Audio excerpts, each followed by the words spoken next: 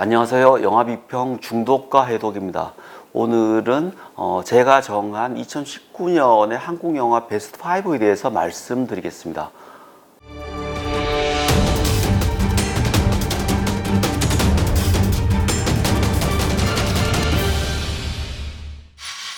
(2019년에) 개봉한 수많은 영화 중에 제가 5위로 선택한 것은 이종원 감독의 생일입니다. 많은 분들이 이 영화를 보셨을 건데요. 이 영화는 어떻게 보면 장단점이 뚜렷한 영화입니다. 장점이라는 것은 세월호 사건을 다루었다는 그 용기 또는 다루는 방식에서 나올 것이고요. 단점이라면 그럼에도 불구하고 심파적 정서를 녹여내면서 생각보다 높은 퀄리티를 유지하지 못했다는 그런 비판이 나올 수밖에 없는데요. 저는 이 영화에서 지금 그러니까 2014년에 겪은 참사인 세월호 사건을 다큐가 아니라 극영화로 그렸을 때 어떻게 그릴 수 있을까를 생각해 봤을 때 생일은 선택할 수 있는 가장 최대치의 방법 중에 하나가 아닐까, 그런 생각이 됩니다. 우리는 여전히 세월호 참사를 보면서 의문을 가지고 있습니다. 가장 큰 의문은 그것이죠. 왜 세월호가 침몰했는가입니다. 여전히 우리는 그 원인을 알 수 없습니다. 두 번째는 그것입니다. 침몰하는 그 오랜 시간 동안 왜 300명이 넘는 그 학생들을 구조하지 않았는가입니다. 여전히 우리는 그 이유를 지금도 알 수 없습니다. 그런데 이제 이 내용들을 극영화로 다루려면은 필연적으로 사회 분열이 발생할 수밖에 없습니다. 왜? 원인이 밝혀지지 않았기 때문에 결국 특정 편을 들어야 되고, 그렇게 되면은 여러 논란이 발생할 수밖에 없습니다. 세월호를 다룬 많은 다큐들이 이제 그런 식으로 나갔죠. 그런 다큐가 그런 원인이 맞다 아니다를 두고 갑론을박을 벌이면서 논쟁을 해야 되는데, 많은 자본이 투입되는 극영화는 그렇게 하기가 쉽지가 않습니다. 그랬을 때 생일의 전략은 그런 게 아니라 자식을 잃고 여전히 상처를 지니고 살아가는 사람들의 아픔에 치중하는 겁니다. 그러니까 지금 우리 세대가 얼마나 각박한가를 볼 때 아직도 세월호 문제냐, 그만 우려 먹으라 라고 아주 뻔뻔스럽게 이야기를 하는 사람들이 있는데, 그들에 맞서서 당신들이 만약에 자식이 죽었다면 어떻게 살아갈 것인가, 자식을 가슴에 묻은 그 사람들, 왜 죽었는지 이유도 알 수 없는 그 사람들은 여전히 슬픔 속에서 살아갈 수밖에 없다라는 거, 그 아픔이 어떤 것인지 아주 진지하게 그들과 함께 깊이 고민하면서 보여주고 있습니다. 생일의 가장 큰 미덕이라면 바로 이 부분입니다. 그래서 이 영화를 봤다면 적어도 우리는 함부로 그들에게, 그 피해자들에게 그만하라고 할 수 없습니다. 모든 사건은 마찬가지입니다. 감히 가해자가 피해자에게 용서한다든가 그만하라든가 그런 말을 할 수 없습니다. 그만한다는 것은 피해자가 그 아픔이 승화되었을 때 그가 할 수 있는 말이지, 주위의 사람들은 그 누구도 그들에게 말할 수 없다는 것을 생일은 보여주고 있습니다. 그 부분이 저는 생일이 가진 가장 큰 미덕이라고 생각합니다. 제가 4위로 꼽은 영화는 엑시트입니다. 엑시트는 어떻게 보면은 코미디죠. 코미디이기 때문에 엑시트가 어떻게 훌륭한 영화가 될 수 있는가, 이런 생각을 하실 수 있는데요. 저는 이제 그렇게 생각하지 않습니다. 코미디야말로 그 시대가 하고 싶어하는 이야기를 굉장히 잘 풀어낼 수 있는 장르입니다.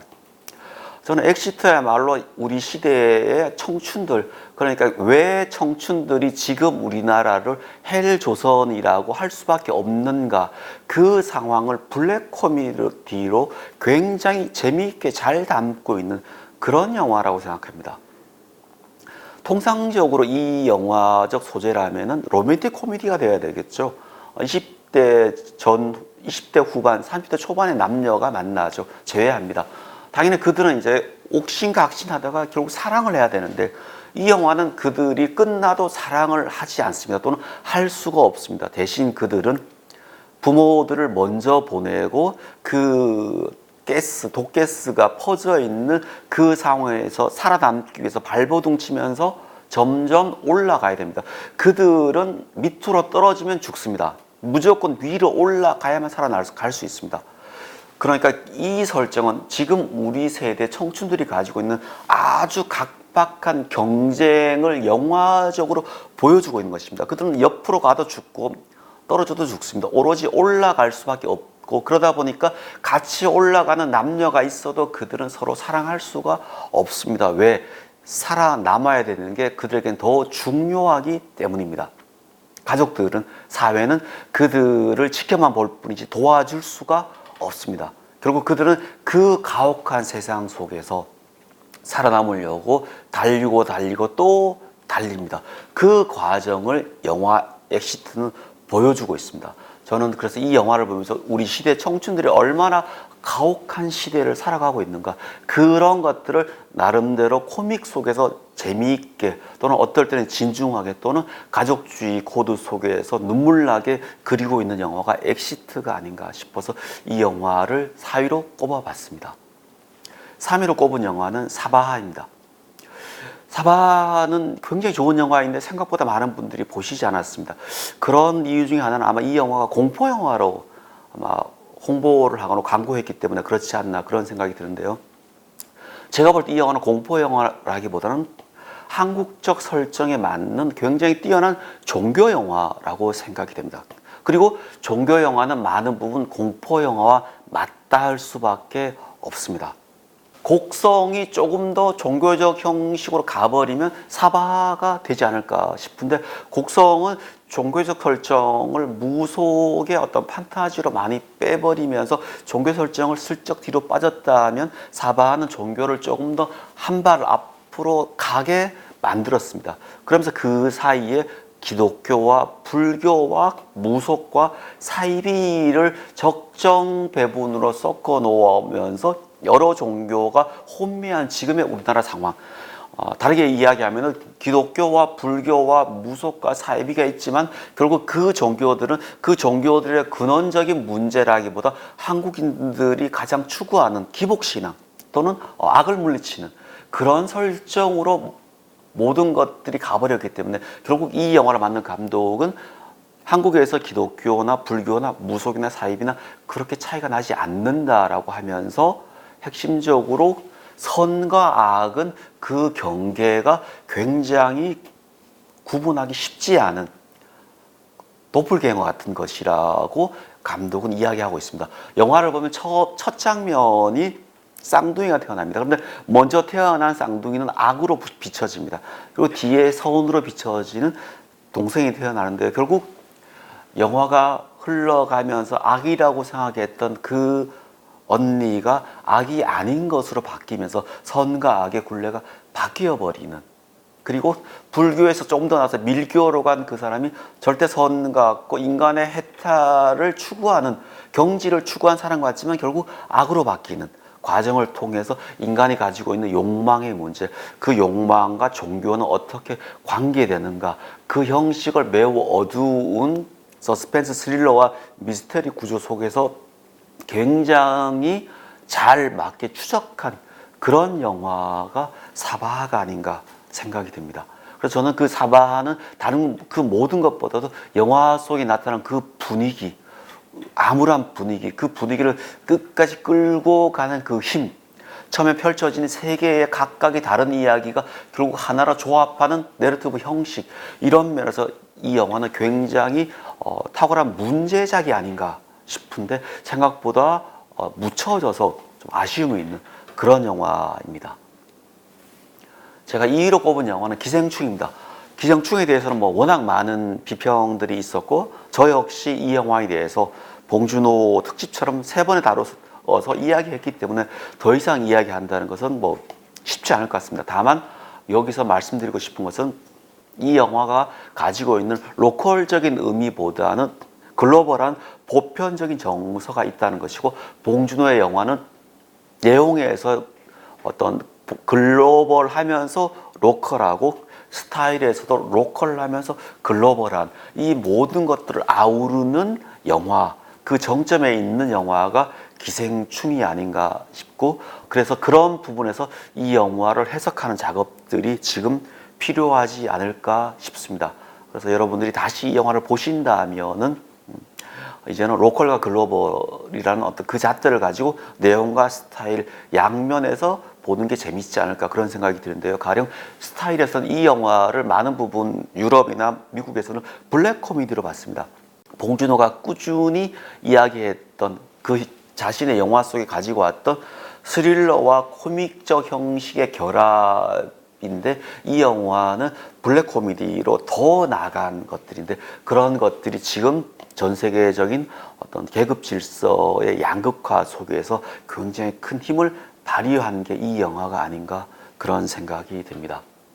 자, 1위는 무엇일까요? 아마 많은 분들이 예상하실 수도 있고 아니면은 이 영화가 1위야라고 이제 비판하실 수도 있는데 제가 본 2019년에 가장 뛰어난 영화는 저는 벌새입니다.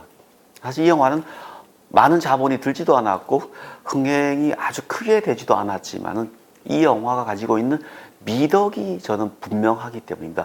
이 영화는 1994년이라면 그러니까 한국 현대사에서 가장 많은 사건들이 발생했던 1994년 그 해를 배경을 하고 있습니다. 엄청나게 더웠고 그 시작이 김일성의 사망이었고 성수대교가 붕괴했고 삼풍백화점이 무너졌던 그 해를 배경을 하고 있고 그 사건들의 중심이었던 강남의 대치동을 배경을 하고 있습니다. 그때 흥미롭게도 이 영화는 그 배경을 하면서 그 사건의 중심부에 있었던 여고생 또는 어른이 아니라 중학생을 그리고 있습니다. 그래서 이 영화는 그 많은 사건들과는 한 발 물러서 있는, 그래서 물러서서 지켜보는 아주 나약한 여중생의 성장 영화입니다. 그러다 보니까 기존의 많은 성경 영화와는 다릅니다. 그러니까 뭐 그 응팔처럼 그들이 주인공이 돼서 이야기를 끌어가지도 않습니다. 그렇다고 그 안에 많은 과거를 회상하듯이 과거를 소비하는 그런 영화도 아닙니다. 그렇다고 과거에 집착하지도 않습니다. 사실 벌새를 처음 봤을 때 가장 의아한 것은 그것이었습니다. 왜 하필이면 저 시기, 그냥 1994년으로 돌아갔을까? 저 시기에서 왜 나약한 여중생을 주인공으로 했을까? 더 나가면 왜 감독은 저 영화를 만들려고 했을까인데요. 제가 이 영화에서 가장 크게 와닿았던 것은 영화 속에 그려진 전반적으로 아주 암울한 폭력적인 삶이었습니다. 지금 우리가 생각하면은 말도 안 되게 94년만 해도 폭력적이었습니다.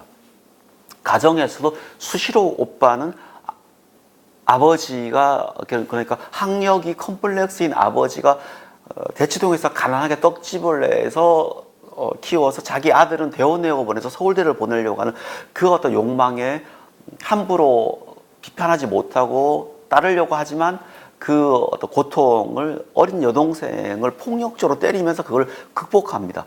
그러면 그 폭력에 다시 쌓인 여동생은 그것을 풀지 못해서 굉장히 괴로워하면서 일탈을 하기도 하고 고민합니다. 그리고 학교에서는 역시 공부 못하는 여학생 아주 매우 폭력적인 방식으로 대합니다.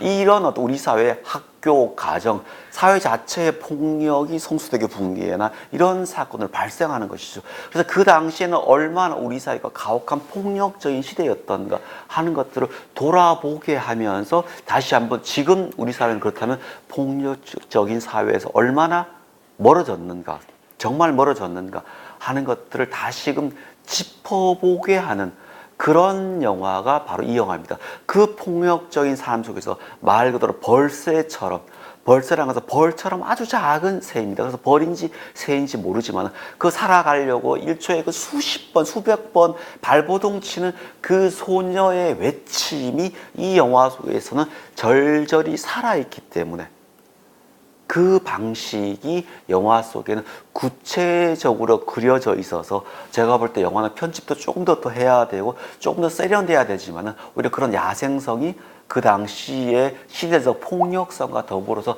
잘 살아있고 그런 것들을 독립영화가 매우 힘있게 세심하게 보여주기 때문에 저는 2019년 최고의 영화로 벌새를 꼽았습니다. 자, 이 콘텐츠를 보고 계신 여러분은 어떠신지 모르겠습니다.